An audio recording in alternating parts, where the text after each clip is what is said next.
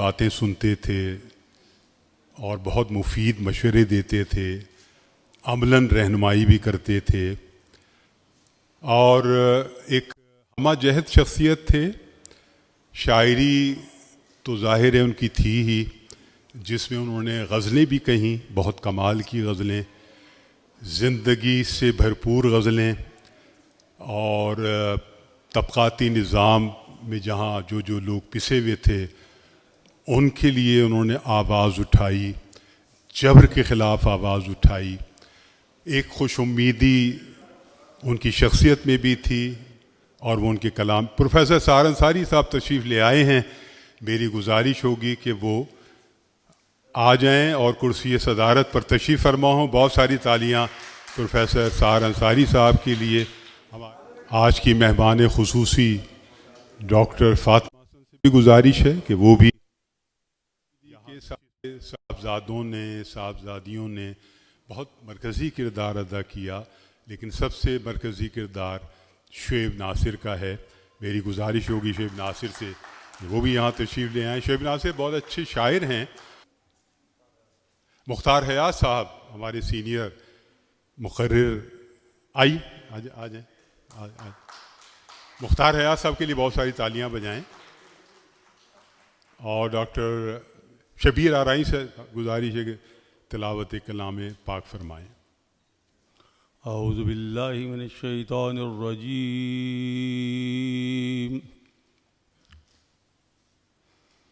بسم اللہ الرحمن الرحیم،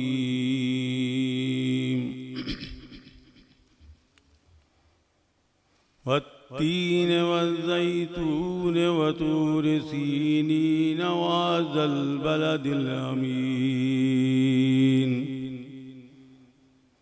لقد خلقنا الانسان فی احسن تقویم، ثم رددناه اسفل سافلین الا الذين آمنوا وعملوا الصالحات فلهم أجر غير ممنون، فما يكذبوك بعد بالدين، أليس الله بأحكم الحاكمين، صدق الله العظيم۔ جب تلاوت کلام پاک ہوئی ہے تو نعت رسول مقبول کے چند شعر بھی میں پڑھتا ہوں، اور یہ خالد حمیدی صاحب کی نعت ہے۔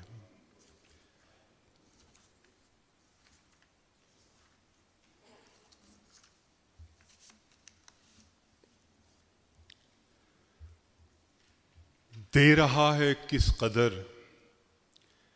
نام محمد روشنی، صلی اللہ علیہ وسلم، دے رہا ہے کس قدر نام محمد روشنی، اس میں پاک مصطفیٰ ہے یا مشدد روشنی، جل اٹھے ہیں ہر نظر میں اس کی مدحت کے چراغ، کرۂ تاریک پر تھی جس کی آمد روشنی، کرۂ تاریک پر تھی جس کی آمد روشنی، ختم اوصاف نبوت ہو گئے اس ذات پر، ختم اوصاف نبوت ہو گئے اس ذات پر، جس کے علم بے نہایت کی تھی ابجد روشنی۔ یہ ان کی ایک نعت تھی جو میں نے آپ کے سامنے پیش کی۔ خالد حمیدی کی غزل میں ایک ایسی زندگی ہے کہ یہ کتاب 27 برس کے بعد شائع ہوئی ہے، لیکن اس کا کوئی بھی ورق آپ الٹیے، کوئی بھی غزل پڑھیے تو آپ کو محسوس ہوگا کہ آج کی غزل ہے، یہ تازہ غزل ہے، اس میں زندگی ہے، حرارت ہے، کیونکہ انہوں نے غزل برائے غزل نہیں لکھی، ان کے ہاں کہیں کہیں رومانوی انداز بھی ہے لیکن بہت کم ہے. وہ براہ راست زندگی اور زندگی کے مسائل اور معاشرتی مسائل، سماجی الجھنیں اور جبر اور ایک مزاحمت کی لے ہے ان کی شاعری میں، پوری شاعری میں. لیکن وہ شاعری کہیں بھی نعرہ نہیں بنتی بلکہ تفکر اس پہ حاوی ہوتا ہے. اور خالد حمیدی ایک بہت سلجھی ہوئی شخصیت، بہت علمی شخصیت، ادبی شخصیت. انہوں نے ایک زمانے تک پہلے رابطہ کے نام سے اور پھر سلسلہ کے نام سے شاہ فیصل کالونی نمبر 2 بیگم باجی کے ادارے میں نوجوانوں کو انگریزی کی تعلیم بھی دی اور وہیں یہ سلسلہ کی نشستیں بھی ہوئیں. تنقیدی نشستیں ہوتی تھیں، موضوعاتی نشستیں ہوتی تھیں اور اس کے بعد ایک شعری نشست بھی ہوتی تھی. اس کی نظامت خالد حمیدی ہی فرماتے تھے، وہی اس کے نگران اعلیٰ تھے. اور شہر کی بہت چیدہ اہم نمایاں شخصیات وہاں موجود ہوتی تھیں اور ہمیشہ موجود رہیں.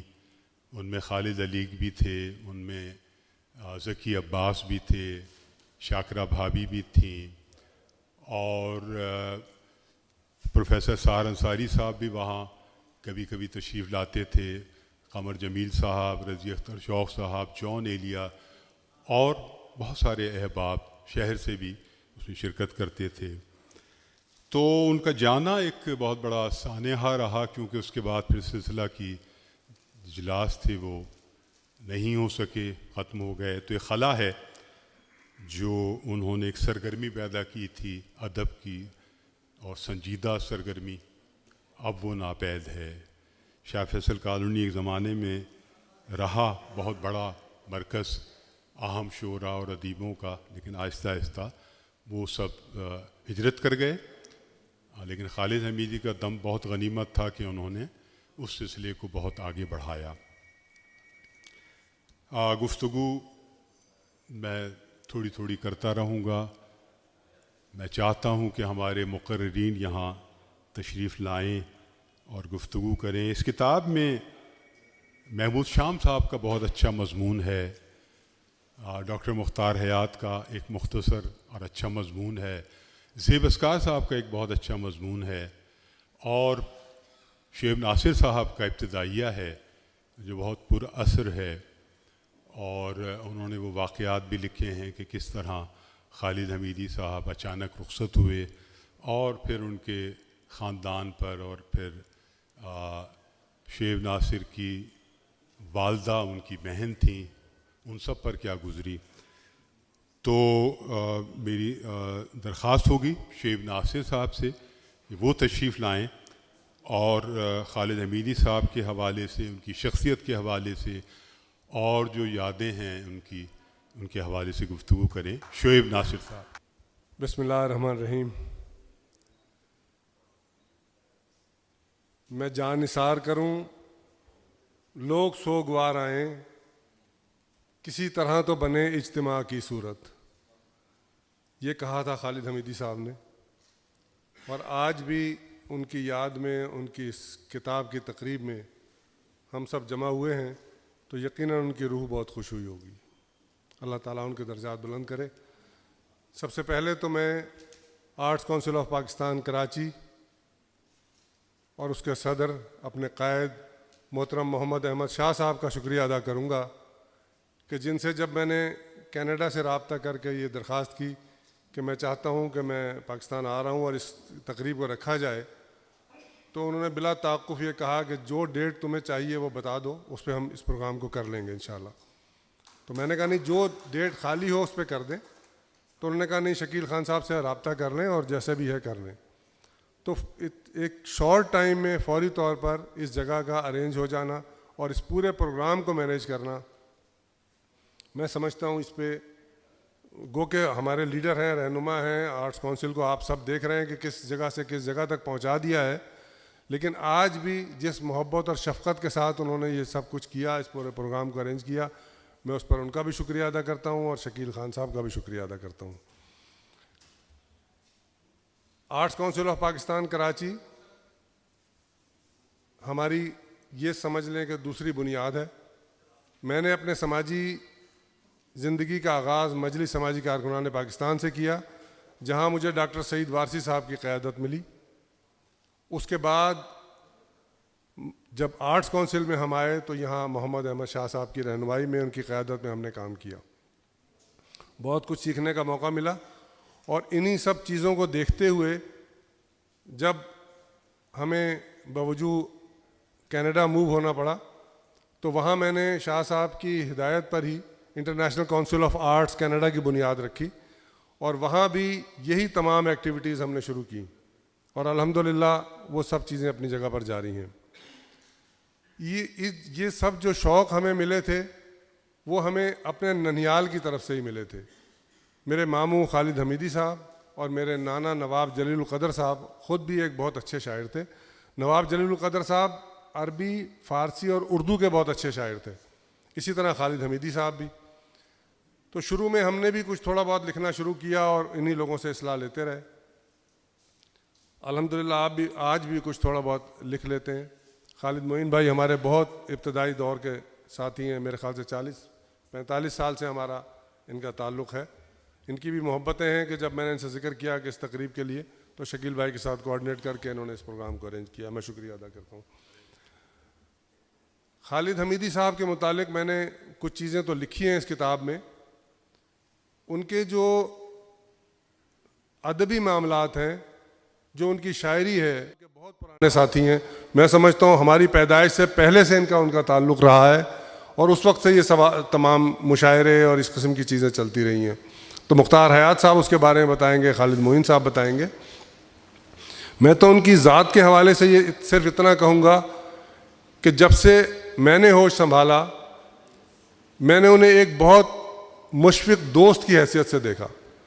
وہ ہمارے بڑے تھے، سرپرست تھے، ماموں تھے، لیکن یہ کہ ایک ایسے دوستوں کی طرح دوستانہ ماحول ان کا ہمیشہ سے رہا کہ جب کسی بھی معاملے میں، یعنی اب تک جب تک وہ حیات تھے، ان سے جب کسی معاملے میں مشورہ کیا، اس انداز میں وہ سمجھاتے تھے، بتاتے تھے کہ آدمی مطمئن ہو جاتا تھا، خوش ہو جاتا تھا اور بات کو سمجھ جاتا تھا. فروغ تعلیم کے لیے ان کی جو خدمات ہیں وہ کسی سے پوشیدہ نہیں ہیں. انگلش لینگویج سینٹر انہوں نے قائم کیا، اور آخری دن بھی جس دن وہ اس دنیا سے رخصت ہوئے ہیں، بچے ان سے بازد تھے کہ آپ کی طبیعت ٹھیک نہیں ہے، آپ ہاسپٹل چلے جائیں، لیکن وہ کہتے تھے کہ نہیں، سینٹر میں بچے آئے ہوں گے اور وہ انتظار کر رہے ہوں گے، اور بازد تھے کہ نہیں، میں نے سینٹر جانا ہے. شیف بنایا، تیار ہوئے، اور جب نکل رہے تھے تو اس وقت دوبارہ ان کو اٹیک ہوا اور بالکل وہ گر گئے. پھر بچے لے کے دوڑے ہاسپٹل تک، ایک ہاسپٹل اور اس پر دوسرے ہاسپٹل، لیکن وہ اس دنیا سے جا چکے تھے. اللہ تعالیٰ ان کے درجات بلند کرے اور جنت الفردوس میں اعلیٰ مقام عطا فرمائے. ہماری پوری فیملی کے لیے وہ لمحہ جیسا تھا جس کرب کا تھا، وہ تو آپ میں سے جن لوگ اس دنیا سے گئے انہیں اندازہ ہے کہ کسی بھی خاندان میں کسی شخص کا اس طرح سے چلے جانا کتنی بڑی دکھ کی بات ہوتی ہے. ان کے لیے کسی نے کہا تھا کہ وہ صف آخر میں بیٹھنے والے صف اول کے شاعر تھے. انہوں نے اپنے آپ کو کبھی بھی اس حیثیت میں نہیں آگے بڑھایا، مشاعروں سے بہت کنارہ کرتے تھے. یہ جانتے ہیں کہ صرف جو وہاں انہوں نے ایکٹیویٹی شروع کی تھی سلسلہ اور رابطہ کے نام سے، اسی میں وہ سب تمام چیزوں میں مصروف رہتے تھے. میں بے شمار یادیں ہیں، بے شمار باتیں ہیں. ان کے اشعار تو جب آپ ان کی کتاب پڑھیں گے تو آپ کے سامنے آئیں گے. آج بھی جب میں دیکھتا ہوں مختلف سیاسی لوگوں کے بینرز پر ان کے اشعار لکھے ہوتے ہیں کہ حوصلوں کو سپر بنا کے چلیں، ظلم کو آئینہ دکھا کے چلیں، کل یہ سر دوش پر رہے نہ رہے، آج سر ہے تو سر اٹھا کے چلیں. یہ تھے خالد حمیدی. وہ کہتے تھے کہ اگر جینے پہ تعزیریں کڑی ہیں، لبے اظہار پر کیلیں جڑی ہیں، تو پھر بڑھ کر گلے لگ جاؤ یارو، صلیبیں ہاتھ پھیلائے کھڑی ہیں. خالد حمیدی صاحب کے اس قسم کے بے شمار اشعار، بے شمار چیزیں. اب ان کی کتاب جو ایک طویل عرصے کے بعد ان کے بچوں نے جس محنت سے اس کو مرتب کیا ہے، اس کو شائع کیا ہے، اس پر وہ تمام لوگ مبارکباد کے مستحق ہیں. ان کے بیٹے، بڑے بیٹے طارق حمیدی آج کل جرمنی میں ہیں، سائم حمیدی UK میں ہیں، ریحان حمیدی اور نعمان حمیدی یہاں موجود ہیں. ان لوگوں نے جس انداز میں کام کیا، ان کی بہنوں نے، اس پر یہ سب لوگ اس بات کے مبارکباد کے مستحق ہیں. اور میں آپ تمام لوگوں کا شکریہ ادا کرتا ہوں کہ آپ لوگوں نے میری درخواست پر نہ صرف یہاں تشریف لا کر ہماری حوصلہ افزائی کی ہے، ہمت افزائی کی ہے، بلکہ خالد حمیدی صاحب کی روح کو بھی سکون بخشا ہے.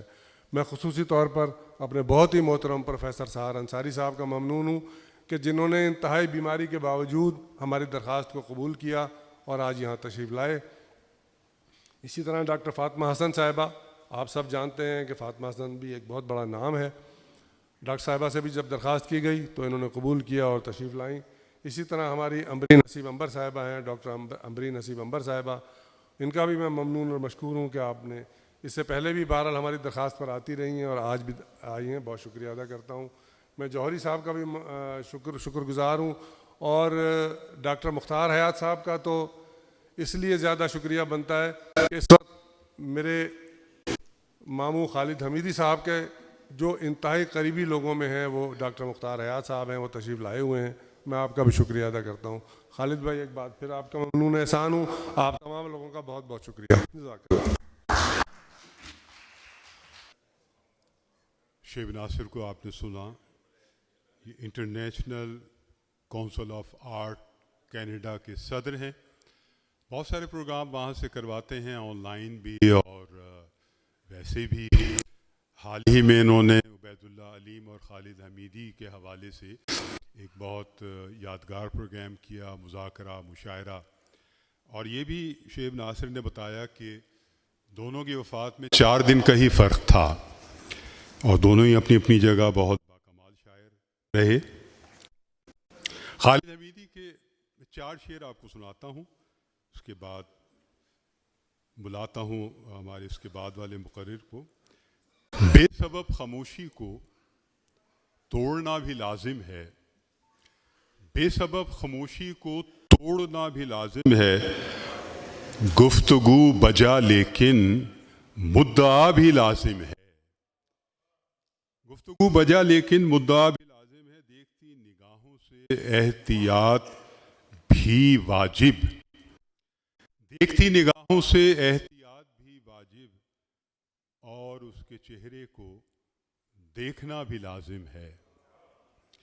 ہے چراغ بجھنے کا آندھیوں سے خطرہ بھی، پر چراغ جلنے کو کچھ ہوا بھی لازم ہے.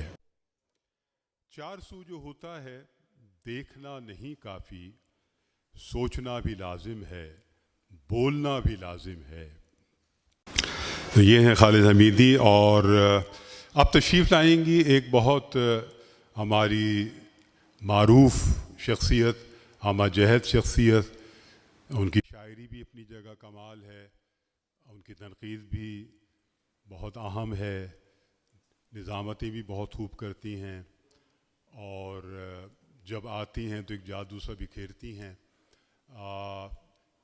میں درخواست کروں گا ڈاکٹر امبری حسیب انبر سے کہ وہ یہاں تشریف لائیں. بہت شکریہ خالد معین صاحب. محترم صدر پروفیسر سحر انصاری صاحب، مسند نشین محترم خواتین و حضرات اور سامعین، لیکن بہت عمدہ بات ہے کہ ایک شاعر کی اولاد نے ان کے انتقال کے بعد ان کے کلام کو یکجا کیا اور شعری مجموعے کی صورت میں شائع کیا ہے. صرف اتنا ہی نہیں بلکہ اس مجموعے میں انہوں نے یہ خبر بھی دی ہے کہ آگے مزید مجموعے خالد حمیدی صاحب کے ہم لوگوں کو پڑھنے کے لیے ملیں گے، جن میں ان کی نظمیں اور قطعات وغیرہ بھی شامل ہیں.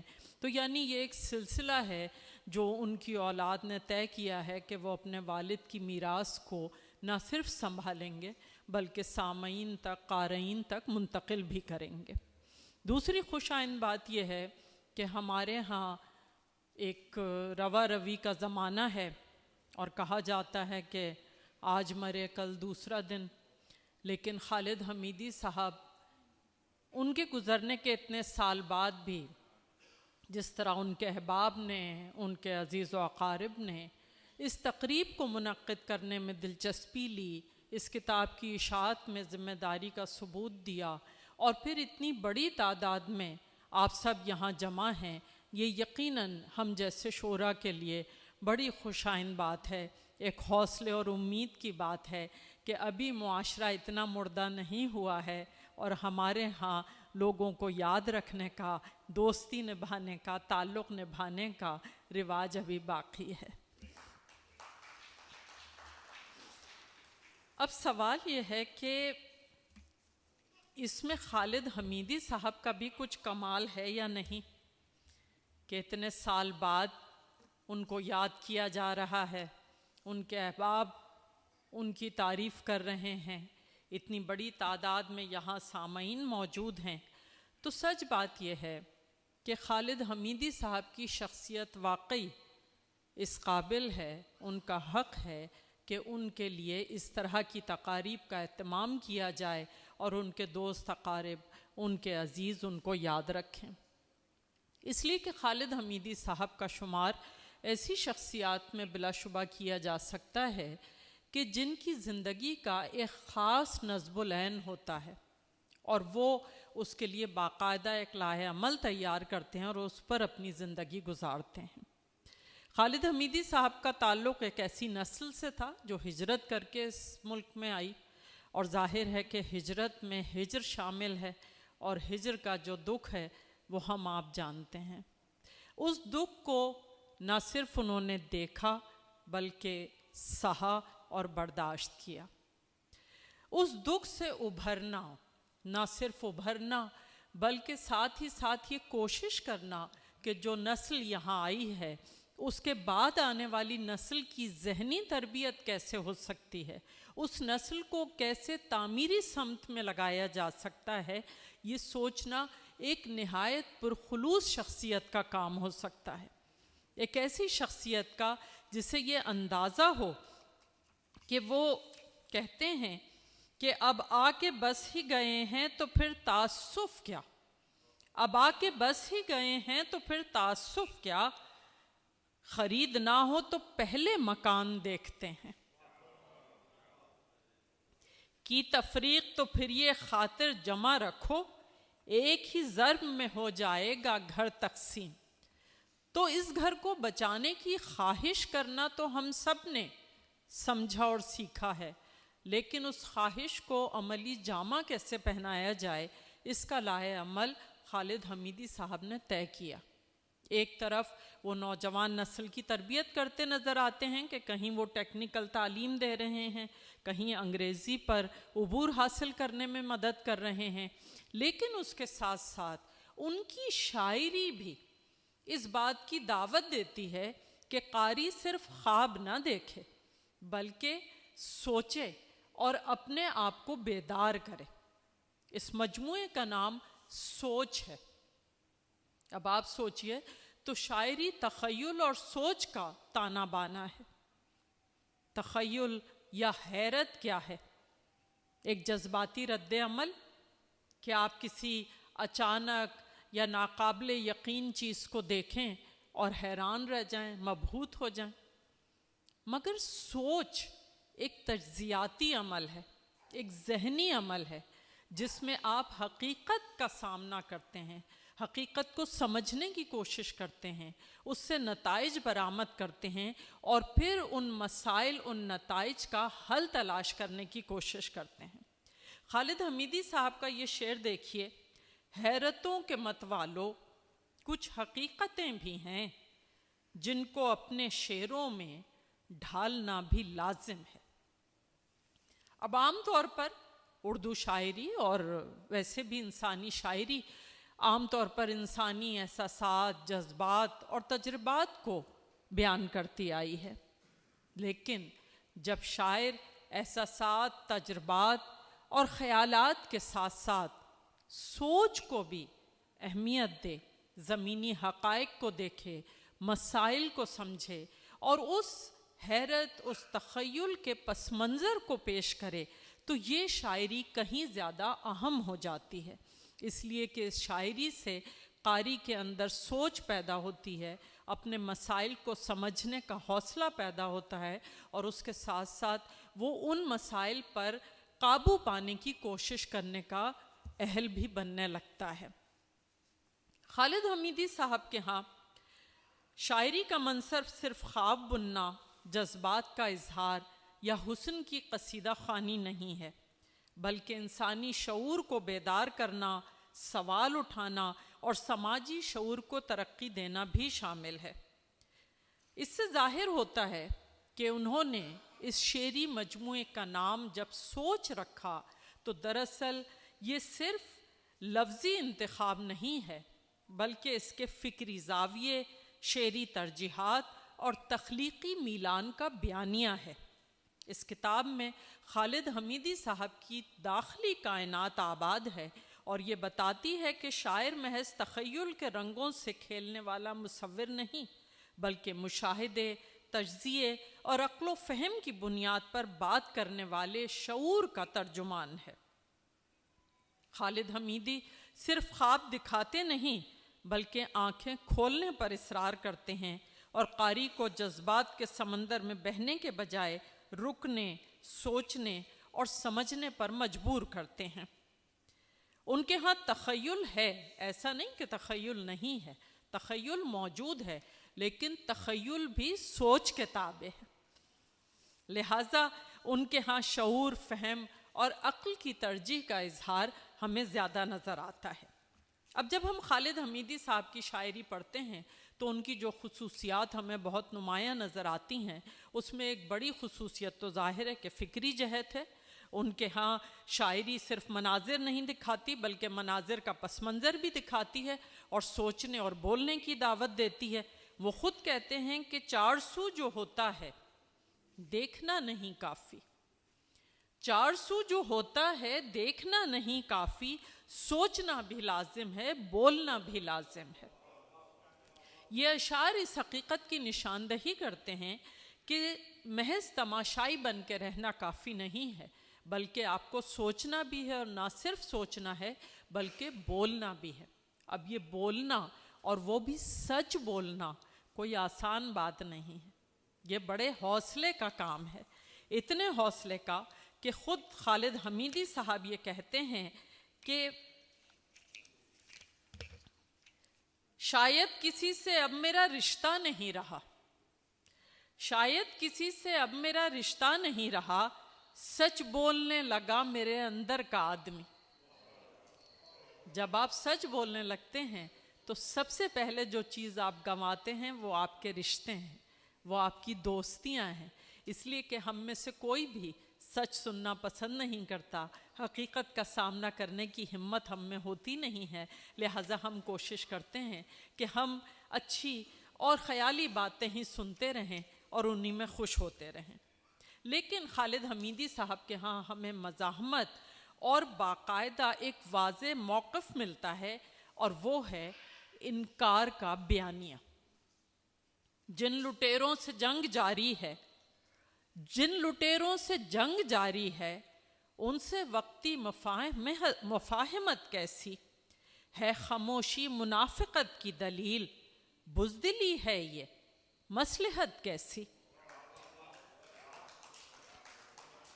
یہ اشعار جرت کا اظہار ہیں، اور خالد حمیدی صاحب واضح طور پر مصلحت کو رد کرتے ہیں اور خاموشی کو جرم سمجھتے ہیں۔ ان کے ہاں سماجی اور تہذیبی تنقید بھی ملتی ہے۔ یہاں آپ دیکھیے تو یہ شاعری اس لحاظ سے بھی اہم ہو جاتی ہے کہ اگر ہم کراچی کو دبستان قرار دیں تو دبستان کراچی کی شاعری کی جو خصوصیات ہیں وہ تمام خصوصیات بھی ہمیں خالد حمیدی صاحب کی شاعری میں ملتی ہیں۔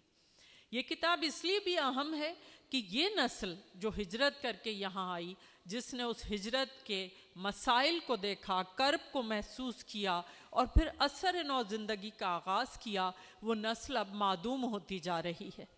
اور ہم جانتے ہیں کہ تاریخ کیسے بدلی جاتی ہے، تاریخ کیسے تبدیل ہو جاتی ہے، لہٰذا ہمیں شاعری میں وہ سچ ملے گا، ہمیں شاعری میں وہ تاریخ ملے گی جس پر ہم یقین کر سکتے ہیں، اور وہ شاعری ہمیں خالد حمیدی صاحب کے ہاں ملتی ہے۔ ان کے اشعار دیکھیے، مرض کا حال تو سنتے نہیں طبیب میرے، اب یہ شعر آپ غور کیجئے، مرض کا حال تو سنتے نہیں طبیب میرے، بتاؤ کچھ بھی مگر وہ زبان دیکھتے ہیں۔ اب آپ شعر دیکھیے اور اس میں ان کی علامتیں اور استعارے اور تشبیہات وغیرہ، اور کس خوبصورتی سے انہوں نے اپنے مسائل کا اظہار کیا ہے، اور ساتھ ہی ساتھ یہ بھی بتایا ہے کہ کیسے جو اس نسل کی اور کراچی کی شاعری کی ایک خاص بات ہے کہ ہماری تہذیب کا جو انحطاط ہوا اور جو انسانی اقدار جو پامال ہوئی ہیں، اس کا ایک خاص اظہار کراچی کی شاعری میں ملتا ہے، تو وہ ہمیں خالد حمیدی صاحب کے ہاں بھی ملتا ہے۔ ہر چہرہ باغ باغ ہے، ہر سینہ داغ داغ، ہر چہرہ باغ باغ ہے، ہر سینہ داغ داغ، اجسام سج گئے ہیں تو روحیں اجڑ گئیں۔ یہ جو روحوں کا اجڑنا ہے اور ان روحوں کے اجڑنے کا جو کرب ہے، اس کو نہ صرف دیکھنا، محسوس کرنا، بلکہ شاعری میں ڈھالنا کوئی عام بات نہیں ہے۔ یہ بہت اہم بات ہے جو خالد حمیدی صاحب نے اپنی شاعری میں انجام دی ہے۔ اب اس شاعری کی ایک اہم بات یہ ہے کہ مسائل کا اظہار کرنا، اپنے سماجی شعور اور سیاسی شعور کا اظہار کرنا، انسان کے لیے آواز اٹھانا، جرت کا اظہار کرنا، انکار کا بیانیہ پیش کرنا، سب اپنی جگہ اہم ہے، لیکن بسا اوقات یہ شاعری محض نعرے بازی ہو کر رہ جاتی ہے، اس میں سے شعریت غائب ہو جاتی ہے یا فنی محاسن کا اظہار نہیں ہو پاتا، لہٰذا ہم اس شاعری کو عموماً بڑی شاعری یا اہم شاعری قرار نہیں دے سکتے۔ لیکن خالد حمیدی صاحب کے ہاں جو شاعری ملتی ہے، ان کے ہاں آپ دیکھیں کہ استعاروں اور علامتوں کا جمالیاتی استعمال بھی ہمیں ملتا ہے۔ ان کے ہاں دیکھیے کہ ذہن سے یا خون کے قطروں سے کریں روشن چراغ، ذہن سے یا خون کے قطروں سے کریں روشن چراغ، ہم کو رہنا ہے اسی گھر میں مٹا کر تیرگی۔ اب وہ دردمند دل، وہ پرخلوص روح مسلسل اس شاعری میں بول رہی ہے، اور آپ یہ دیکھیے کہ انہوں نے خون کے قطرے کے بجائے ذہن کی روشنی سے اس سماج کو اور نوجوانوں کے ذہنوں کو روشن کرنے کا بیڑا اٹھایا۔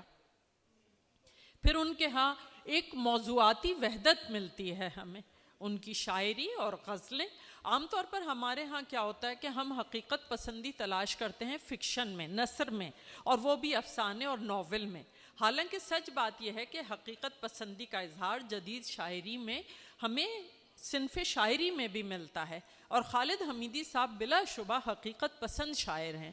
انہوں نے اپنے معاشرے کو دیکھا، اپنے سماج کو دیکھا، اس کے مسائل کو سمجھا اور پھر ان کا بیان کیا ہے، لیکن اس کے بیان میں ان کے ہاں تشبیہات بھی ہیں، استعارے بھی ہیں، اور ساتھ ہی ساتھ جو ان کا اسلوب ہے کہ زبان نہایت سادہ ہے لیکن بامعنی ہے، لہجہ بلند ہے لیکن خطیبانہ کہیں نہیں ہوتا، جذباتی سچائی سے بھرپور رہتا ہے، اور ساتھ ہی ساتھ ان کے اشعار میں ایک داخلی ربط ملتا ہے جو یہ ظاہر کرتا ہے کہ یہ شاعر صرف شاعر نہیں ہیں بلکہ نوجوان نسل کے لیے ایک فکری رہنما ہونے کا کردار بھی ادا کر رہے ہیں، انہیں اپنی ذمہ داری کا پوری طرح احساس ہے۔ عجیب بات ہے کہ 27 سال بعد یہ شعری مجموعہ شائع ہوا ہے، 27 سال کے بعد کا شعری منظرنامہ تبدیل ہو چکا ہے، اس لیے کہ ادب کو بھی مقاصد کے لیے استعمال کیا جاتا ہے۔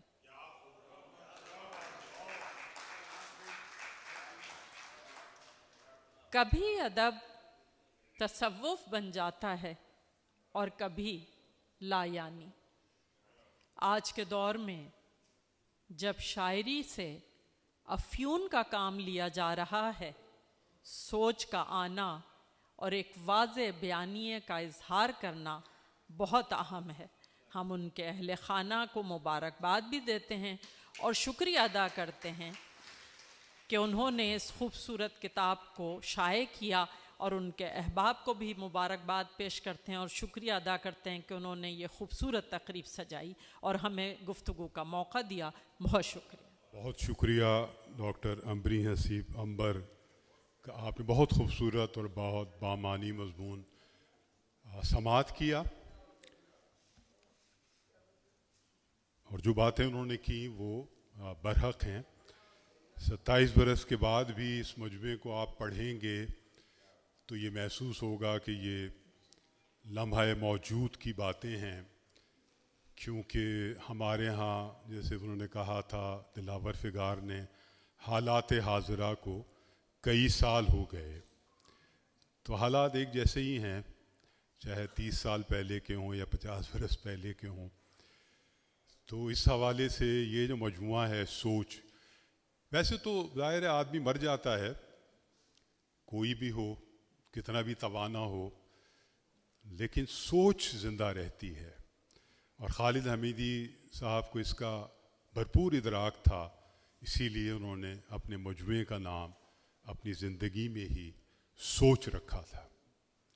दूसरा मजमुआ जिसकी नवीद दी गई है, उनके बच्चों ने, साहबजादों ने, साहबजादियों ने, उस किताब का नाम तकमील है। ये भी बहुत बामानी नाम है।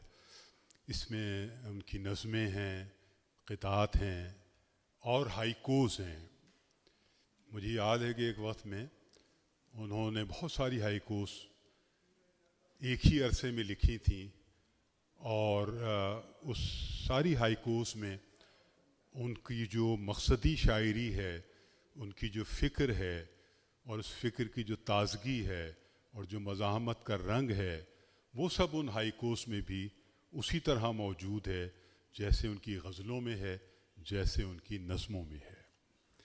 इस किताब का इंतिसाब कुछ इस तरह है कि बेपनाह मोहब्बत करने वाली शरीक हयात सादत हमीदी, जो उनकी बेगम साहिबा थीं, और जज्बे क़ुरबानी से सरशार बड़ी बेटी सबाहत के नाम, ये इंतिसाब है इसका। और 2-3 शेर में सुना के फिर मैं मुकर्रिर जो हमारे हैं इसके बाद उनको पुकारता हूँ। लिखते हैं कि वो पहली बार मिला था पर अजनबी न लगा। वो पहली बार मिला था पर अजनबी न लगा, फिर उसके बाद हमारा किसी से जी न लगा। वो पहली बार मिला था पर अजनबी न लगा, फिर उसके बाद हमारा किसी से जी न लगा। और खालिद हमीदी साहब की शायरी के औसाफ तो बयान हो रहे हैं, इस किताब में जो मज़ामीन हैं उसमें भी बयान हुए हैं। मुझे ये लगता है कि उनकी एक बहुत ताकतवर जो एक वस्फ़ था उनकी शायरी में, वो एक बहुत बलीग़ तंज़ था जो वो कहीं कहीं करते थे अपनी गज़लों में, और बहुत काटदार और बहुत उम्दा तंज़ उनकी शायरी में आपको देखने को मिलेगा। ये जो मैं शेर सुना रहा हूँ इसमें भी कोई वही कैफियत है। इसी गज़ल का शेर है कि वो कहते हैं कि सज़ा सुना जो तुझे हुक्म है वो पूरा कर। सज़ा सुना जो तुझे हुक्म है वो पूरा कर, इस इंतकाम पे इल्ज़ाम मुनसफ़ी न लगा। इस इंतकाम पे इल्ज़ाम मुनसफ़ी न लगा। और अबा क़बा से वो लगता था कोई मर्द खुदा। अबा क़बा से वो लगता था कोई मर्द खुदा, ज़रा करीब से देखा तो आदमी न लगा। क्या क्या शेर हैं, क्या क्या गज़लें हैं खालिद हमीदी साहब की, क्या क्या यादें हैं। अब हम बढ़ते हैं, इसके बाद जो मुकर्रिर आएंगे वो हैं ज़ाहिद हुसैन जोहरी साहब। ज़ाहिद हुसैन जोहरी साहब की शायद ही मुलाकात हुई हो खालिद हमीदी साहब से, या हुई होगी, लेकिन मजमुआ उन तक पहुंच गया था। बहुत अच्छी गुफ्तगू करते हैं, बहुत अच्छे नक़ाद हैं, बहुत अच्छे शायर हैं ज़ाहिद हुसैन जोहरी साहब। आप समाअत कीजिए और बहुत सारी तालियां उनके लिए। खालिद हमीदी महाजरत के तजर्बे से गुज़रे, लेकिन उन्होंने महाजिर नामा लिखने की बजाय इक़दार की हिजरत के दुख को लिखा है।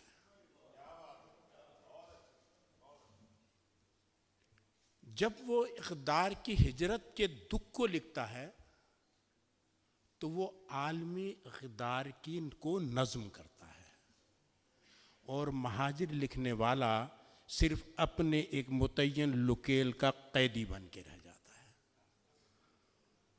روسی فارملزم کے تنقیدی مکتب سے وابستہ شکلووسکی نے کہیں لکھا تھا کہ جملہ شعری ذرائع اظہار کا منصب یہ ہے کہ شے یا مظہر کو اس کی پیش پا افتادہ یا عمومی حیثیت یعنی کلیشے یا رائج الوقت حیثیت سے نجات دلا کر اس کو انوکھا بنانا چاہیے۔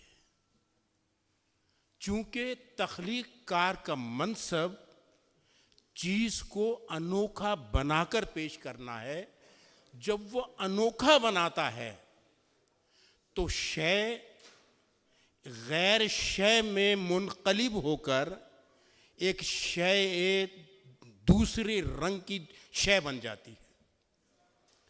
جب وہ دوسری شے کی رنگ بنتی ہے، چونکہ وہ ہماری عادت سے مبرہ ہوتی ہے، تو ان کے درمیان میں ایک خلیج پیدا ہو جاتی ہے، اور یہ خلیج جو ہوتی ہے یہ ایک جمالیاتی بوت کی طرح ہمارے سامنے آتی ہے، اور قاری جب اس جمالیاتی بوت کو عبور کرتا ہے تو بقول سیموئل کولریج وہ پھر ایک حظ اٹھاتا ہے تخلیق سے۔ اگر وہ یہ حظ نہ اٹھا سکے تو اس کے لیے تخلیق متاثر کن نہیں رہتی۔ خالد حمیدی کا وصف یہ ہے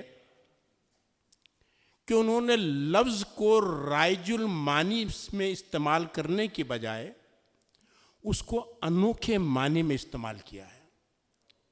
اس کی وجہ یہ ہے، جیسے کہ مجھے یاد پڑتا ہے کہ رینی ویلک جو کہ زیک امریکن نقاد تھے، اور آسٹن وارن جو امریکن سائنسٹسٹ تھے، ان کی کتاب ہے تھیوری آف لٹریچر، تو انہوں نے کہا کہ لفظ جو ہیں سائنس میں ٹھوس اور منجمد شکل میں سامنے آتے ہیں، جیسے الفا، جیسے بیٹا، جیسے 1، جیسے 2، میتھمیٹکس کی زبان میں آتے ہیں۔ ان کے معنی انہی کے اندر ایگزسٹ کرتے ہیں، اس سے باہر ان کے معنی نہیں ہوتے، تو لہٰذا یہ ٹھوس ہوتے ہیں اور ان کے معنی بھی متعین ہوتے ہیں۔ لیکن ادب اور خاص طور سے شاعری کی زبان مقابلتاً مبہم اور پگھلی ہوئی ہوتی ہے۔ گویا یہاں پہ لفظ میں معنی ایگزسٹ نہیں کرتے، بلکہ معنی لفظ سے باہر ایگزسٹ کرتا ہے۔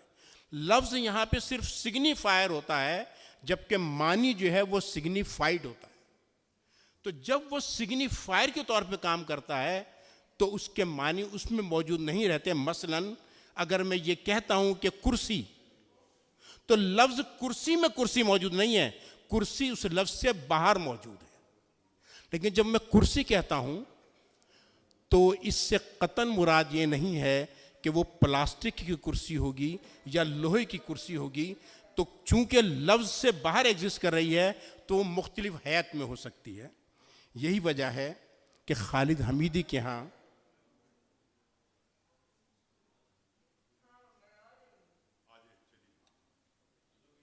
جی تو لفظ جو ہے چونکہ پگھلی ہوئی زبان میں استعمال ہو رہا ہے وہاں پہ معنی، اور لفظ کی حیثیت اختیار کرتا ہے، تو لفظ صرف سگنیفائر کے طور پر آتا ہے۔ اور اس طرح لفظ کے جو معنی جو ہیں وہ بدلتے رہتے ہیں، چونکہ شاعری میں لفظ جیسے میں نے کہا کہ سائنس میں الفا، بیٹا، گیما، 1 یا 2 متعین معنی ہیں،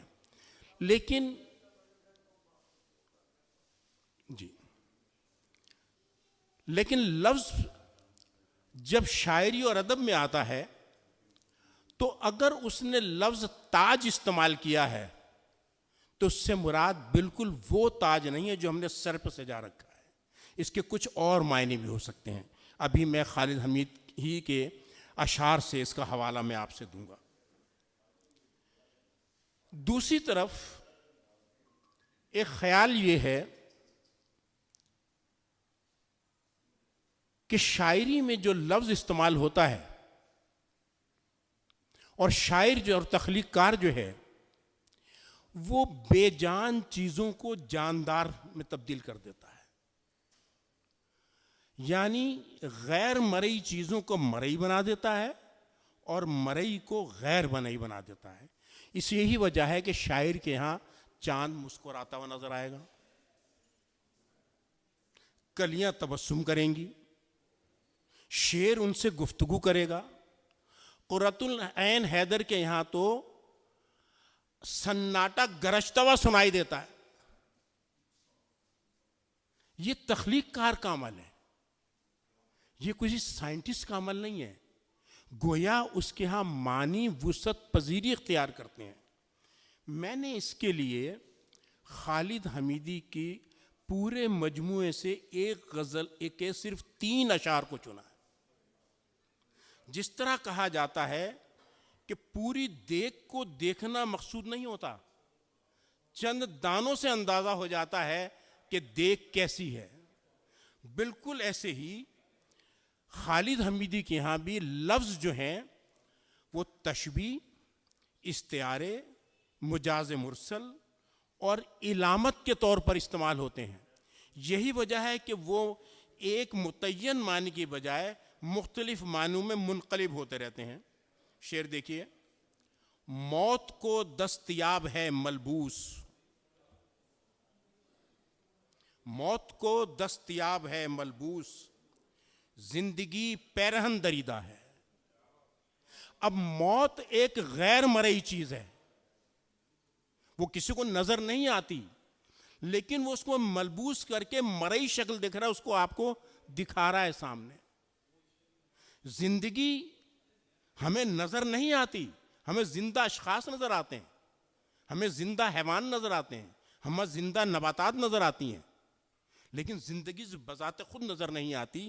لیکن جب وہ کہتا زندگی پیرہن دریدہ ہے تو وہ زندگی کو ہمیں مجسم کر کے ہمارے سامنے لے آتا ہے۔ گویا یہاں پہ جب وہ کہتا ہے موت کو دستیاب ہے ملبوس، تو ملبوس بمعنی زندگی ہے، چونکہ موت جو ہے وہ زندگی کے پیرہن میں گھوم رہی ہے۔ جب یہ پیرہن پھٹ جاتا ہے تو موت ہویدہ ہو جاتی ہے۔ بالکل اسی طرح جب وہ پیرہن دریدہ کہتا ہے تو اس سے مراد ہے بمعنی خستہ حالی۔ زندگی جب خستہ حال ہو جاتی ہے تو پیرہن دریدہ ہو گئی، تو پیرہن دریدہ کر کے وہ زندگی کو ملبوس میں دکھاتا ہے، جو پیرہن دریدہ ہے، خستہ حال ہے زندگی، تو اس کو بھی مجسم کر دیتا ہے۔ بالکل اسی طرح ایک اور شعر اسی غزل کا، طفل کے جہل ہے کشیدہ بدن،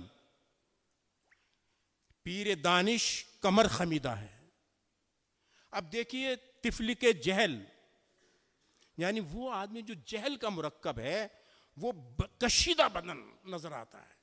اب کشیدہ بدن کہتے ہیں جو سر قد ہو، جس کا بدن کھچا ہوا ہو، لمبا قامت، لیکن یہاں پہ کشیدہ بدن سے مراد کیا لیا ہے؟ مغرور، جہل مرکب کا مظہر، یعنی تفاخر جہل کا ارتکاب کرتا ہوا آدمی۔ تو انہوں نے کشیدہ بدن کے معنی ہی تبدیل کر دیے یہاں پہ۔ دوسری طرف جب وہ کہتا ہے کہ پیر دانش کمر خمیدہ ہے، تو کمر خمیدہ سے مراد یہاں پہ عجز والا ہے نا، منکسر المزاج، حالانکہ اس کو جو ہے پرغرور ہونا چاہیے تھا، لیکن وہ پرغرور نہیں ہے۔ گویا تیسرا شعر دیکھیے، جھوٹ کے سر پہ تاج ہے لیکن جو صداقت ہے سر بریدہ ہے۔ تو جھوٹ بطور استعارہ کاذب کے لیے استعمال کیا گیا ہے، اور اسی طرح جب جھوٹ کے سر پہ تاج ہے تو تاج بمعنی پذیرائی اور مقبولیت کے استعمال کیا گیا ہے۔ دوسری طرف صداقت، جو صداقت ہے سر بریدہ ہے، تو صداقت بمعنی صادق کے استعمال کیا گیا ہے، اور سر بریدہ بمعنی مسترد، سماج سے اس کو بے دخل کر دینا۔ گویا ان تینوں اشعار میں آپ دیکھیں گے کہ جو زندگی کی بنیادی اقدار ہیں، ہے نا، ان کا ہجرت نامہ اس میں نظر آتا ہے. اور یہی وجہ ہے کہ خالد حمیدی کی شاعری محض اسلوب کی شاعری نہیں ہے بلکہ اقدار کی شاعری ہے، چونکہ ادب گوتم کا مجسمہ ہی نہیں بلکہ ہوائی جہاز بھی ہے. بہت شکریہ. میری درخواست ہے ڈاکٹر مختار حیات صاحب سے جو تشریف لائیں اور خالد حمیدی صاحب کے فن اور شخصیت پر گفتگو فرمائیں. خواتین و حضرات، السلام علیکم. جیسا کہ آپ نے خالد معین کی مختلف اوقات میں گفتگو سے اندازہ کر لیا ہوگا، میں اسی چند حوالوں کے تحت آپ سے چند باتیں عرض کروں گا. میں 8 سال کی عمر میں والدین کے ساتھ سن 1949 میں ہندوستان سے ہجرت کر کے کراچی آیا اور تقریباً 6 سال رہا، جہاں سے 1957 میں دوسری ہجرت کر کے ڈرگ روڈ مہاجر کالونی، جو بعد میں شاہ فیصل کالونی کے نام سے موسوم ہوئی، رہائش پذیر ہوا، جہاں میرے مرحوم والد طبیب تھے اور مطب کرتے تھے. شاہ فیصل کالونی کا یہ وہ زمانہ تھا جب وہاں نہ بجلی تھی، نہ پانی، نہ سڑکیں، نہ پکی دیواروں کے گھر. غروب آفتاب کے ساتھ ساتھ علاقہ تاریکی میں ڈوب جاتا تھا اور طلوع آفتاب کے ساتھ علاقہ تاریکی میں ڈوب جاتا اور طلوع آفتاب کے ساتھ روشن ہو جاتا تھا، اور تمام دن تیز ہواؤں کے جھکڑوں کے ساتھ ریت کا ایک طوفان چلتا اور ہر باشندہ پوری احتیاط کے باوجود اچھے خاصی مقدار میں ریت پھانک جاتا تھا. اس عالم میں کچھ ادبی سرفروں نے، جن میں جناب مسلم ضیائی سر فہرست ہیں، ایک ادبی تنظیم کی داغ بیل ڈالی جس کا نام ایوان تمدن رکھا گیا. یہ اس کالونی کی پہلی تنظیم تھی جس کے تحت شعری نشستیں، مشاعرے، تنقیدی نشستیں، ادبی مذاکرے منعقد ہوتے. علاوہ ازیں اس کالونی میں جہاں شعراء اور ادباء کی ایک کہکشاں موجود تھی، وہیں شہر کے نامور سیاسی، مذہبی، سماجی اور معاشرتی قائدین و کارکن بھی بڑی تعداد میں موجود تھے. انہی تنظیموں میں بائیں بازو کی ایک جماعت نیشنل پارٹی اور کمیونسٹ پارٹی سے تعلق رکھنے والے کارکنوں کی بھی ایک بڑی تعداد اور متحرک تھی، جس کی سربراہی مرحوم طفیل عباس کرتے تھے. اس گروپ کی بھی وقفہ وار بیٹھکیں کالونی کے مختلف مقامات پر منعقد ہوتی. ان بیٹھکوں میں شریک ہونے والے افراد میں ایک صاحب تسلسل سے نظر آتے تھے، جو سب سے الگ، سب سے منفرد اور سب سے زیادہ فعال انتظامی امور میں مصروف نظر آتے تھے، اور ان کا نام خالد حمیدی تھا. خالد حمیدی ہمیشہ خاموشی اور تندہی سے اپنے نظریاتی کاموں میں مشغول رہتے تھے. بے مقصد اور غیر ضروری ملاقاتوں میں وہ اپنا قیمتی وقت ضائع نہیں کرتے تھے. یہ ظاہر نہیں ہونے دیتے 1960 اور 1961 کے درمیان تک یہ ملاقاتیں اسی طرح چلتی رہیں. ہم ایک دوسرے کے گھروں پہ ملتے رہے. خالد حمیدی مجھ سے شعر سنتے ضرور تھے، مگر کبھی اپنے شعر سننے اور اپنے آپ کو شاعر ہونے کا ظاہر کرنے کی کوئی انہوں نے کوشش ہی نہیں کی. شومی قسمت کے اظہر عباس صاحب نے ایک شعری نشست KLM مڈ وے ہاؤس میں ترتیب دی، اور اس میں میری حیرت کی انتہا نہ رہی جب اظہر عباس نے خالد حمیدی کو شعر خوانی کی دعوت دی اور انہوں نے ایک بہت خوبصورت غزل اور ایک نظم سنائی. ان نشستوں اور مشاعروں میں شاذ و نادر وہ خود نشستوں اور مشاعروں میں شاذ و نادر شریک ہوتے تھے. وہ PIA کے ایک رسالے منشور میں تسلسل سے چھپتے رہے. خالد حمیدی ایک اچھے، محنتی اور سچے نظریاتی کارکن اور ایک اعلیٰ شاعر اور ادیب ہونے کے باوجود کسی قسم کے بھی تکبر کے شکار نہیں تھے. انتہائی انکسار، عجز و محبت اور خلوص اور ان کے مزاج کا حصہ تھا. ڈاکٹر منظور اور ڈاکٹر اعزاز نصیر جیسے مقتدر لوگ بھی خالد حمیدی کا اس قدر احترام کرتے تھے کہ خالد حمیدی سے کھڑے ہو کر ملتے تھے. جہاں تک خالد حمیدی کے شعری فنی محاسن کا تعلق ہے، اس سلسلے میں تو دوسرے صاحبان خصوصاً صدر محترم حضرت سحر انصاری روشنی ڈالیں گے، میں البتہ 2-4 باتیں عرض کرنے کی ضرور جسارت کروں گا۔ حضرات گرامی، خیال کی پاکیزگی اور جذبے کی صداقت، بیان کی صفائی، اسلوب کی دلکشی، نظریاتی اقدار اور فلسفے کا پاس، داخلیت کا انعکاس، خارجی صورت حالات کا احاطہ، لفظ و معانی کا ربط باہم، درد مندی اور انسان دوستی، سماج میں ظلم اور ناانصافی کے خلاف بے خوف اظہار جیسے تمام اوصاف خالد حمیدی کی شاعری میں شعوری اور غیر شعوری طور پر خوبصورتی کے ساتھ ملتے ہیں۔ یہی عناصر ہیں جن کے سبب خالد حمیدی کی شاعری میں معنی خیزی اور دل نشیلی اور تحریک کی وہ کیفیت پیدا ہوئی جو معدود چند لوگوں کو ہی نصیب ہوتی ہے۔ خالد حمیدی کی شاعری میں غزل، نظم، قطعات، ہائیکو بہت خوبصورتی اور پوری قوت اظہار کے ساتھ شامل ہیں۔ ان کے شعری مجموعے سوچ کی اشاعت میرے لیے روایت نہیں بلکہ حقیقتاً انتہائی مسرت کا باعث ہے۔ ہر چند کے یہ مجموعہ انتہائی تاخیر سے شائع ہوا ہے، لیکن آپ جب اس کا مطالعہ کر رہے ہوں گے تو آپ کو اس کی شاعری میں آج کی تازہ تر شاعری محسوس ہوگی۔ بنابراین میں کہہ سکتا ہوں کہ یہ مجموعہ اہل علم و ادب کے لیے یقیناً ایک بہت اہم اور قابل قدر اضافہ ثابت ہوگا۔ اس مجموعے کی اشاعت کے لیے خالد حمیدی کے صاحبزادگان اور عزیزم شعیب ناصر مبارکباد کے مستحق ہیں۔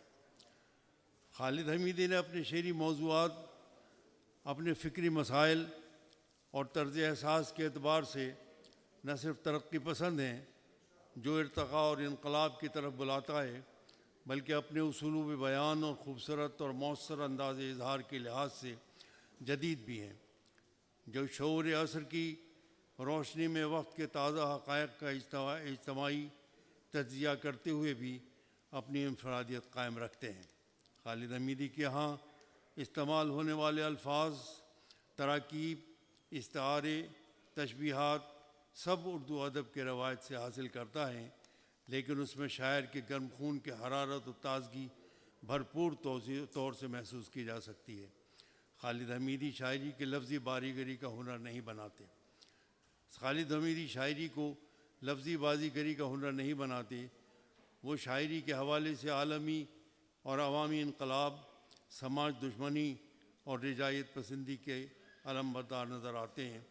ان کی شاعری ایک کونا مر شاعر کی شاعری ہے، اسی لیے تمام سیاسی سماجی مسائل غزل جیسی نازک اور حساس صنف سخن کے واسطے سے بیان کرنے کے باوجود شاعری کے اعلیٰ اقدار قائم رکھتے ہیں اور غزل کے جمالیاتی تقاضے بھی پورے کرتے نظر آتے ہیں۔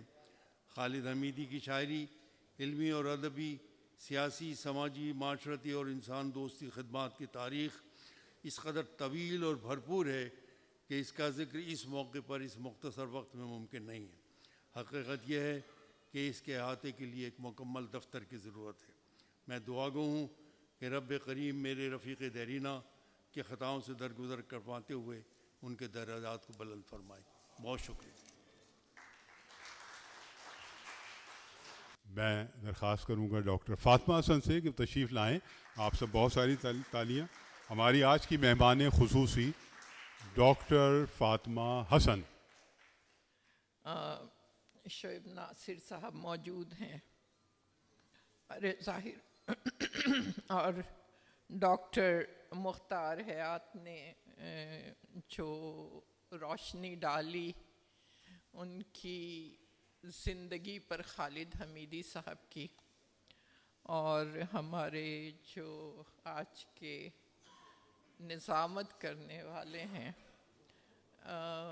انہوں نے اس تعلق کو اور ان دنوں کی تاریخ دہرائی جس کی تھوڑی سی چشم دید گواہ میں بھی ہوں کہ میں بیگم باجی کے ادارے میں کی ٹرسٹی ممبر رہی ہوں کچھ عرصے تک، تو وہاں ہونے والے محفلوں میں شریک بھی ہوتی رہی ہوں اور حمیدی صاحب کو میں نے دیکھا بھی تھا.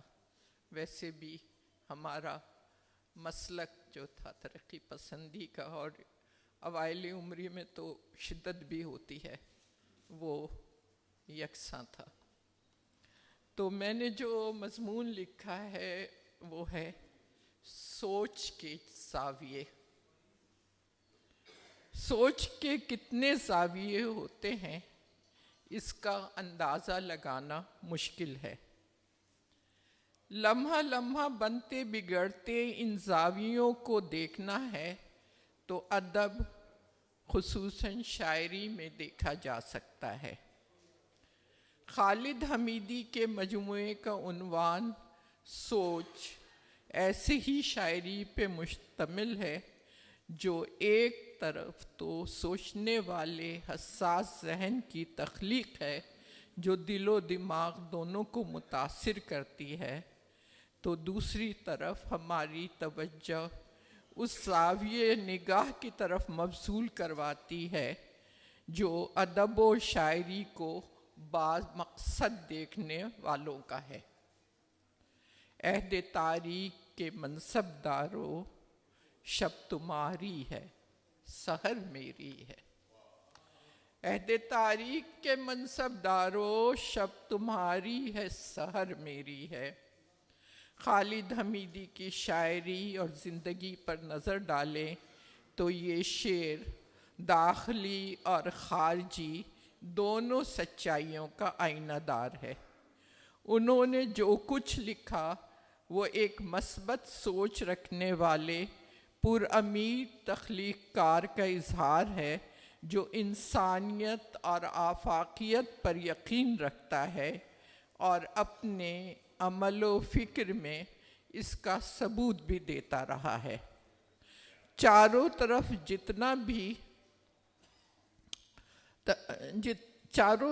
جتنا بھی اندھیرا ہو اپنی ذات کی روشنی کی ایک کرن بنا لینا تو ہر فرد کے اختیار میں ہے. ہم اہل دل ہیں یوں ہی دشمنوں کو چھیڑتے ہیں. ہم اہل دل ہیں یوں ہی دشمنوں کو چھیڑتے ہیں. جلا جلا کے چراغ آندھیوں کو چھیڑتے ہیں. ہم اہل دل ہیں یوں ہی دشمنوں کو چھیڑتے ہیں. جلا جلا کے چراغ آندھیوں کو چھیڑتے ہیں. یہ رویہ ہے جس میں باوقار مزاحمت ہے، نہ مایوسی ہے، نہ رد عمل میں صفاکی ہے. خالد حمیدی کی شاعری پڑھیے، یہ ایک ایسا رویہ ہے جو فہم و ادراک رکھنے والے کا ہوتا ہے. وہ جانتے ہیں کہ یہ حالات جو کل بھی ایسے ہی تھے جیسے آج ہیں، نہ بدلتے ہیں نہ بدلتے ہوئے نظر آتے ہیں. اس لیے چشمے پہ وہ آ گئی ہے، دھند آ گئی ہے.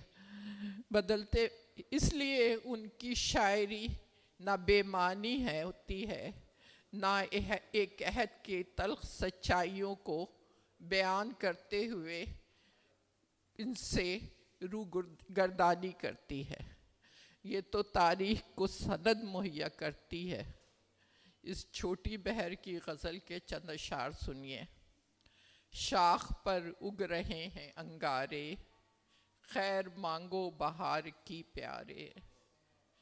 فاختہ سرو پر ہے مصلوب، آسماں کا نصیب تیارے.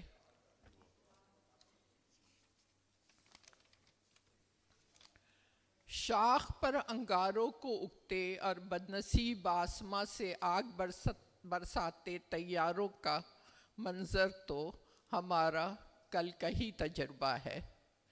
ذاتی بھی عالمی بھی غزہ میں جو کچھ ہو رہا ہے اس پر یہ شعر کتنا صادق آتا ہے. چمن پر سموم کی یورش، جل گئے پھول باغ کے سارے. پھر اس غزل سے ایک اور شعر بھی سنیے. برطرف کر دیے گئے مالی باغ کے منتظم ہیں گھسیارے. گھسیارے تو بہت مہذب لفظ ہے. دنیا کو اجاڑنے والوں کے لیے تو بدترین لفظ بھی کمتر ہوگا، پر شاعری تو انسان کا مہذب ترین اظہار ہے. وہ اظہار جس میں سچائی کی قوت ہے، ہتھیار کی دہشت نہیں. اس قوت کا عطیہ خالد حمیدی کو عطا ہوا تھا.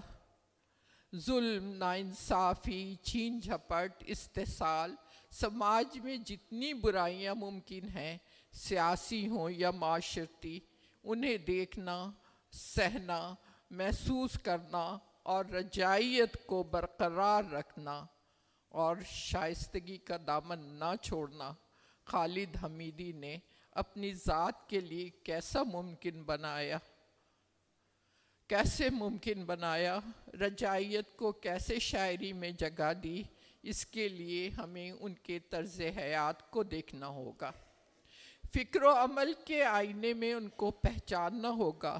کتاب کے آغاز میں خالد معین کا مضمون میرے محسن، میرے مینٹور ضرور پڑھیے، جو بتاتا ہے کہ وہ علم و ادب اور کار خیر کی راہ اپنائے ہوئے تھے.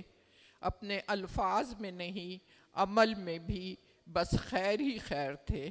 اس کے لیے جو عمل بھی ممکن تھا ساری زندگی فرض کی صورت انجام دیتے رہے.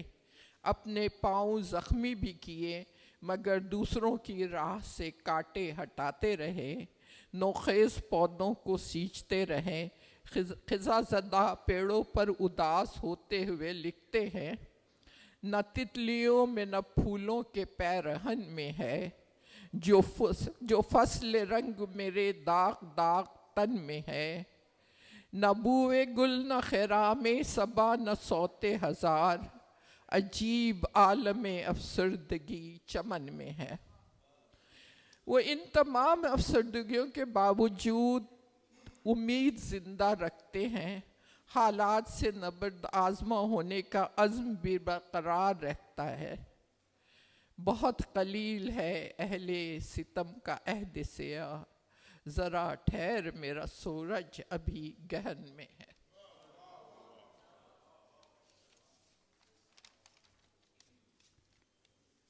ابل پڑا تو ڈبو دے گا ہر سفینہ ظلم، ابھی لہو کا سمندر میرے بدن میں ہے. وہ اسی پر اکتفا نہیں کرتے، دوسروں کو بھی ہم قدم ہونے کی دعوت دیتے ہیں. بے سبب خاموشی کو توڑنا بھی لازم ہے، گفتگو بجا لیکن مدعا بھی لازم ہے.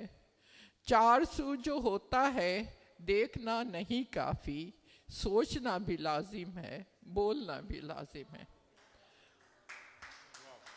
ایک اور غزل میں لکھتے ہیں، غاصبوں سے معاملت کیسی، قاتلوں سے مصالحت کیسی، جن لٹیروں سے جنگ جاری ہے ان سے وقتی مفاہمت کیسی، ہے خاموشی منافقت کی دلیل، بزدلی ہے یہ مصلحت کیسی.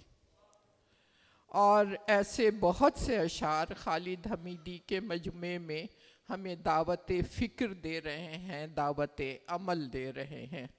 آخر میں اس مجموعے کی اشاعت پر ان کے لواحقین خصوصاً بھانجے شعیب ناصر کو تہنیت پیش کرتی ہوں کہ انہوں نے یہ کتاب شائع کر کے نہ صرف اپنے ماموں سے محبت کا حق ادا کیا ہے بلکہ اہل ذوق کو با مقصد اچھی شاعری کا تحفہ بھی دیا ہے. بہت شکریہ. اب ایک لمحہ آ گیا ہے، باتیں تو بہت ساری ہیں کہ تقریب رونمائی کے لیے ایک سلسلہ ہوتا ہے تصاویر کا، تو میں شعیب صاحب سے کہوں گا کتابیں تمام احباب تک دے دیں. صاحب صدارت آج کے پروفیسر سحر انصاری کسی تعارف کے محتاج نہیں ہیں، لیکن ان کے بارے میں یہ کہا جانا چاہیے کہ آج پوری اردو دنیا میں سب سے بڑے دانشور ہیں، شاعر ہیں، نقاد ہیں، وہ ہیں ہمارے प्रोफेसर सहर अंसारी। इस वक्त हमें महसूस हो रहा है कि बहुत ही संजीदा और अदब से ताल्लुक़ रखने वाली शख्सियात यहाँ तशरीफ़ फरमा हैं, और सबसे पहले मैं वारिसान खालिद हमीदी को मुबारकबाद दूंगा कि उन्होंने इस तख्लीक़ी असासे को संभाल के रखा और आज उनकी वफ़ात के 27 साल बाद ये किताब सोच हमारे सामने आई है और उनकी पूरी सोच हमारे सामने मौजूद हुई है।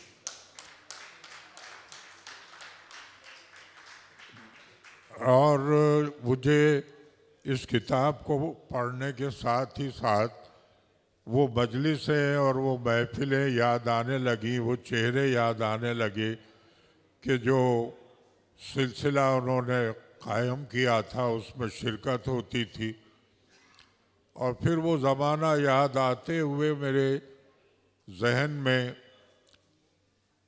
चार्ल्स डिकेंस के वो एक फ़िक्रे याद आ रहे हैं जो उन्होंने टेल ऑफ टू सिटीज़ के आगाज़ में कहा है कि it was the best of time, it was the worst of time. वो वक्त बेहतरीन वक्त था और वो वक्त बदतरीन वक्त था। बेहतरीन वो इस लिहाज से था कि उस वक्त लोगों के ज़मीर ज़िंदा थे, एहसास और शऊर ज़िंदा था, और लोग जो थे वो समझते थे कि उनकी क्या अखलाकी ज़िम्मेदारियां हैं और उनको माशरे के लिए क्या सोचना चाहिए। इस लिहाज से वो एक बहुत ही अच्छा ज़माना था। और वो बदतरीन ज़माना इस लिहाज से था कि वो मार्शल लॉ का दौर था, और उसके साथ साथ और जो बैनुल अक़वामी सतह पे मैकार्थीइज़्म का ज़माना था कि जिसमें सोचने वालों को और इंसानियत के बारे में काम करने वालों को आलमी सतह पे क्रश करने का वो प्रोग्राम था जो मैकार्थीइज़्म के नाम से वो आप जानते होंगे। तो ये इस लिहाज से हम देखते हैं कि ये किताब जो है वो उस दौर के तमाम जो हालात थे उनका अहाता करती है, क्योंकि वो एक अमली ज़माने का था कि ट्रेड यूनियनिज़्म का दौर था कि PIA की अंजुमन थी, बहुत बड़ी उसकी यूनियन थी। इसी तरह KPT की थी जिसकी कनीज़ फातिमा जो थी वो रूह रवा थी। फिर रेलवे की एक बहुत बड़ी जो है वो यूनियन थी, इसके मोहम्मद रज़ी अभी ज़िंदा है माशाअल्लाह। तो वो एक एक्टिव ज़माना था जिससे आपको शऊर मिलता था, आपके अंदर एक जज्बा पैदा होता था। लेकिन उसके बाद हम देखते हैं कि रफ्ता रफ्ता अब ये जो दौर आया है ये लाताल्लुक़ी का दौर है, बेहिसी का दौर है, मुनाफ़िक़त का दौर है, चापलूसी का दौर है। तो इसमें हमें ऐसे ही कलाम की ज़रूरत है कि जहाँ हमारे खालिद हमीदी साहब ने ये कहा है कि 4 सू होता है, 4 सू जो होता है देखना नहीं काफ़ी। ये शेर बहुत बार बार पढ़ा गया है, इसको मेरा ख्याल है उनकी शायरी और उनकी फ़िक्र का मंशूर भी समझना चाहिए। 4 सू जो होता है देखना नहीं काफ़ी, सोचना भी लाजिम है, बोलना भी लाजिम है। तो ये नहीं सिर्फ कि आप सोच के रह जाएं, बल्कि उसका इजहार भी हो ताकि आपकी फ़िक्र दूसरों तक पहुँचे और वो आपका जो है वो समझे कि आपने इस माशरे से क्या लिया है। एक बड़ी खूबी ये है कि खालिद हमीदी मिसरा कहने का हुनर जानते हैं। एक मुकम्मल मिसरा उनका इस तरह से आता है कि हम उसके लफ्ज़ों की ज़र-ओ-बस्त को देखते हैं और समझते हैं कि उन्होंने वाकई एक हुनरमंदी का सबूत दिया है। پھر اس میں ایک بہت بڑی بات یہ ہے کہ انہوں نے کوئی نئی زبان اختراع کرنے کی کوشش نہیں کی، بلکہ وہ الفاظ جو اس وقت رائج تھے، معاشرے میں سمجھے جاتے تھے، انہی سے انہوں نے اپنے اسلوب کو نکھارا ہے اور اپنے ایک جو ان کی ایک انفرادیت تھی اس کو انہوں نے بیان کیا ہے۔ اب ان کا یہ آپ دیکھیے کہ اور پھر یہ انہیں جو محسوس ہوتا تھا کہ ہم ایک کس زمانے میں آئے ہیں، کیا کچھ کھو کر آئے ہیں، کیا کچھ ہمیں بنانا چاہیے، تو اب وہ یہ کہتے ہیں کہ جلا کے کشتیاں ساحل پہ آئے تھے، لیکن جلا کے کشتیاں ساحل پہ آئے تھے، لیکن ڈبو رہا ہے جو اب کشتیاں سمندر ہے۔ تو یہ جو ایک ہے وہ استعارے آپ دیکھ رہے ہیں کہ سب مانوس استعارے ہیں، لیکن ان کو کلیشے نہیں بنایا انہوں نے، کیونکہ بعض دفعے الفاظ کو ان کے انہی معنوں میں استعمال کرنے سے اس کے وہ اتنے گھس جاتے ہیں اور ان کی معنویت ختم ہو جاتی ہے۔ لیکن اگر آپ کے اندر فکر ہے، جذبہ ہے اور توانائی ہے، اظہار کی تپش ہے، تو وہی مانوس الفاظ آپ کے اندر ایک نئی سوچ جو ہے وہ پیدا کرتے ہیں۔ پھر یہ جو کچھ ہمارے معاشرے میں اس وقت ہوتا رہا، اس وقت بھی محسوس ہوتا ہے کہ ہر لمحہ ٹوٹنے کا ہے دھڑکا لگا ہوا۔ اب دیکھ رہے ہیں آپ کیا ہو رہا ہے کے پی میں، بلوچستان میں، اور بھی جو ہے، ہر لمحہ ٹوٹنے کا ہے دھڑکا لگا ہوا، تعمیر اس مکان کی شاید ہوا میں ہے۔ ہر لمحہ ٹوٹنے کا ہے دھڑکا لگا ہوا، تعمیر اس مکان کی شاید ہوا میں ہے۔ اور پھر یہ کہتے ہیں کہ ہم اس چمن میں، کہتے ہیں کہ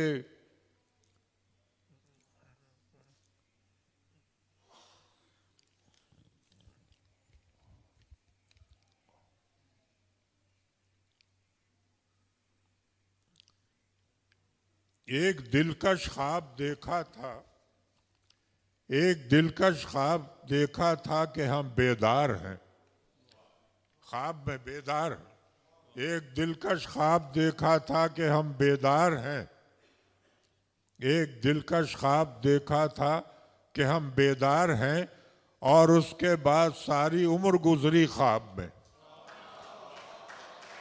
یہ دیکھیے آج کا کیا ماحول ہے۔ ایک دلکش خواب دیکھا تھا کہ ہم بیدار ہیں، اور اس کے بعد ساری عمر گزری خواب میں۔ پھر اس کے ساتھ جو آج کا ماحول ہے، پہلے جو تھا وہ بھی تھا، تو بڑے نئے انداز ہے، مگر الفاظ وہی مانوس ہیں کہ فرعون ایک نام تھا فرما رواؤں میں، فرعون ایک نام تھا فرما رواؤں میں، پھر رسم بن گیا وہ زمین کے خداؤں میں۔ فرعون ایک نام تھا فرما رواؤں میں، پھر رسم بن گیا وہ زمین کے خداؤں میں، ہم آگ بھی اسی کو لگانے پہ ہیں مصر۔ یہ بھی دیکھیے اس المیہ، ہم آگ بھی اسی کو لگانے میں ہیں مصر، بیٹھے ہیں جس درخت کے آسودہ چھاؤں میں۔ ہم آگ بھی اسی کو لگانے پہ ہیں مصر، بیٹھے ہیں جس درخت کی آسودہ چھاؤں میں۔ پھر ان کے جو جذبہ ہے، جو وہ دوسروں کو پیغام دیتے ہیں، وہ بھی بہت اہم ہے کہ وہ کہتے ہیں کہ جو کہ حوصلوں کو سپر بنا کے چلیں، حوصلوں کو سپر بنا کے چلیں، ظلم کو آئینہ دکھا کے چلیں، ظلم کو آئینہ دکھا کے چلیں، کل یہ سر دوش پہ رہے نہ رہے، کل یہ سر دوش پہ رہے نہ رہے، آج سر ہے تو سر اٹھا کے چلیں. آج سر ہے تو سر اٹھا کے چلیں. یہ پیغام جو ہے وہ صرف لفظوں کے گورکھ دھندا نہیں ہے. اس میں جذبہ ہے, نظریہ ہے, اس میں رجائیت ہے, اس میں پیغام ہے. تو یہ ضرورت ہے ہمارے عہد کی ایسی شاعری کی جہاں لایعنیت ہو رہی ہے. ہمارے نوجوان شعراء جس طرح کا کلام آج کل کہہ رہے ہیں کہ جو ہے وہ جینز پہنا کر اچھی لگتی ہے. یہ اس شاعری کے لوگوں کو 1-1 لاکھ روپیہ دیا جاتا ہے مشاعروں میں اس شاعری پر. تو اب اس کو مٹانے کے لیے اس شہر کے اس کی جو زوال آ رہا ہے تو ہمیں سوچ جیسی شاعری کی ضرورت ہے. تو اسے زیادہ سے زیادہ اس معاشرے میں عام ہونا چاہیے. میں ایک بار پھر مبارکباد دیتا ہوں کہ آپ نے ایک بہت اہم مجموعے کو جو اس وقت کی ضرورت ہے زیور طباعت سے آراستہ کیا. بہت شکریہ. میں تو ایک بار پھر اپنی جانب سے اور پوری حمیدی فیملی کی جانب سے آپ تمام لوگوں کا شکر گزار ہوں کہ آپ لوگ تشریف لائیں. خاص طور پر ہمارے زبیری صاحب کی آج سالگرہ تھی, اس کے باوجود اپنی گھر کی تقریب چھوڑ کر آئے. میں بہت ممنون ہوں. آپ تمام لوگوں کا میں دل کی گہرائیوں سے شکریہ ادا کرتا ہوں. شکیل بھائی سے گزارش ہے کہ تشریف لائیں. معزز خواتین و حضرات, یہ میری ذمہ داری ہے کہ میں آرٹس کونسل کی طرف سے آپ تمام خواتین و حضرات کا شکریہ ادا کروں کہ آپ یہاں تشریف لے کر آئے, آپ نے اتنا وقت دیا. شعیب بھائی ہمارے برسوں کے ساتھی ہیں, گو کہ اب برسوں سے ہم سے جدا ہیں لیکن ہیں بہت برسوں کے ساتھی. اور ان کا حکم تھا خالد حمیدی صاحب کی کتاب کی رونمائی کا, اور اس حکم کو ہم نے کسی حد تک پورا کرنے کی کوشش کی ہے. اور اس میں کہاں تک ہم کامیاب ہوئے ہیں یہ آپ گواہی دیں گے, شعیب صاحب گواہی دیں گے. اور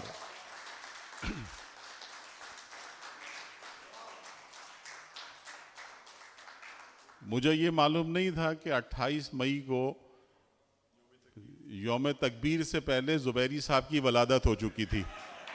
تو یہ 2 دھماکے ہو چکے ہیں. ایک تو زبیری صاحب کی ولادت کا دھماکہ, دوسرے یہ کہ یہ 8ویں دھماکہ. تو ہم اس 8ویں دھماکے یوم تکبیر پر بھی آپ سب کو مبارکباد ہے. آرٹس کونسل ہمیشہ اس بات کے لیے تیار ہے کہ وہ کسی بھی اچھی کتاب کی, کسی بھی اچھے افسانے کی, کسی بھی اچھی تقریب کی آپ کی یہاں پر ہم میزبانی کریں. تو میں آرٹس کونسل کی طرف سے شکر گزار ہوں. میں شعیب صاحب آپ کا شکر گزار ہوں. ڈاکٹر صاحب آپ کا, خالد معین صاحب آپ تشریف لائے اتنی خوبصورت باسکٹ میں, اس پر بھی میں شکر گزار ہوں. سہر بھائی کا تو مطلب کوئی جواب ہو ہی نہیں سکتا شہر میں یا اس ملک میں. آپ سے زیادہ پڑھا لکھا آدمی کوئی اس وقت نہیں ہے پاکستان بھر میں. تو سہر بھائی, ڈاکٹر فاطمہ حسن صاحبہ آپ کا میں شکر گزار ہوں. ڈاکٹر امرین حسیب امبر کا شکریہ اس لیے نہیں بنتا کہ آپ ہماری گورننگ باڈی کے ممبر ہیں اور آپ اس سارے انتظام کے ذمہ دار ہیں. بہت بہت شکریہ خواتین و حضرات.